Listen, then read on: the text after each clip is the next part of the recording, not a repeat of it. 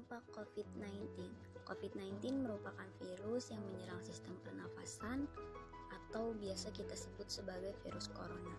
Pada tanggal 11 Mei 2020 tercatat sejumlah 14.000 kasus terkonfirmasi dengan 2.000 diantaranya sembuh dan 900 diantaranya meninggal dunia.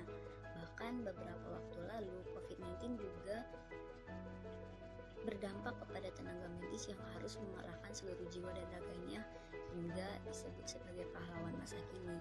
COVID-19 juga berdampak kepada kondisi jalan raya yang semula ramai, lancar, dan timbul kemacetan hingga sepi dan sangat lenggang. COVID-19 ini juga menyebabkan adanya darurat ekonomi dikarenakan puluhan juta UMKM merasakan dampaknya dan jutaan orang terkena PHK atau putus hubungan kerja.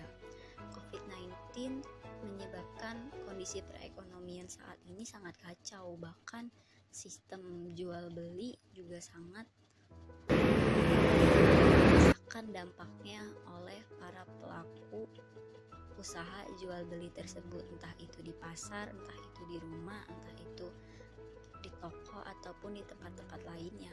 COVID-19 ini juga menyebabkan ribuan orang yang berprofesi sebagai buruh di Banten terkena PHK dan juga 23.000 diantaranya dirumahkan.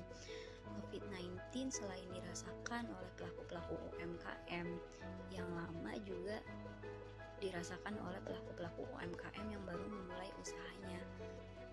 Tidak mengenal siapa dia, COVID-19 bisa saja menyerang siapa saja dan juga dirasakan dampaknya oleh siapapun, tidak terkecuali oleh pemilik warteg ataupun pemilik rumah makan seperti restoran dan lain sebagainya.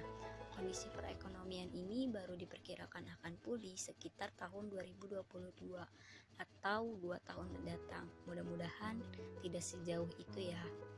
COVID-19 juga menyebabkan kejahatan semakin merajalela. Di antara kejahatan-kejahatan yang ada yaitu begal, pencurian, perampokan, pemerkosaan, dan sebagainya. Juga aksi-aksi yang memalukan atau aksi-aksi yang tidak didasarkan oleh kemanusiaan seperti aksi prank sembako yang berisi sampah, juga aksi menginjak-injak kucing hingga tewas. Semoga kita semua dijauhkan dari perbuatan tercela semacam itu ya. Selain itu, COVID-19 juga menyebabkan tempat-tempat ramai seperti pusat grosir ataupun stasiun, terminal, bandara, dan tempat-tempat ramai lainnya menjadi sepi karena memang dibatasi hingga pukul 5 sore saja. Selanjutnya ada kasus begal yang menyerang bos gabah yang menyebabkan hampir tangannya nyaris putus. Namun beruntungnya beliau masih bisa diselamatkan.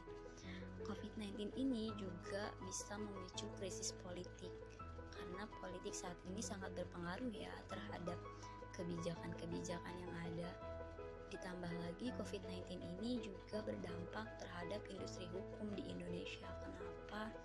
Karena hukum-hukum di Indonesia saat ini juga sama nasibnya dengan para pedagang yang kekurangan pembelinya. Ditambah lagi dalam dunia pendidikan ada kisah menarik yaitu bocah yang berebut HP dengan kakaknya untuk belajar online hingga orang-orang yang berusaha untuk mencari sinyal di tempat-tempat yang tidak terduga hingga kisah mahasiswa yang tewas karena jatuh dari menara masjid ketika mencari sinyal demi tugas kuliah online. Namun bukan darurat kurikulum lah yang dikedepankan oleh Pak Menteri Pendidikan dan Kebudayaan Pak Nadiem Makarim, melainkan ekonomi dari sekolah itu sendiri. Untuk mengatasi dampak COVID-19 ini, pemerintah perlu kebijakan menerapkan Perpu nomor 1 tahun 2020. Semoga COVID-19 cepat berakhir.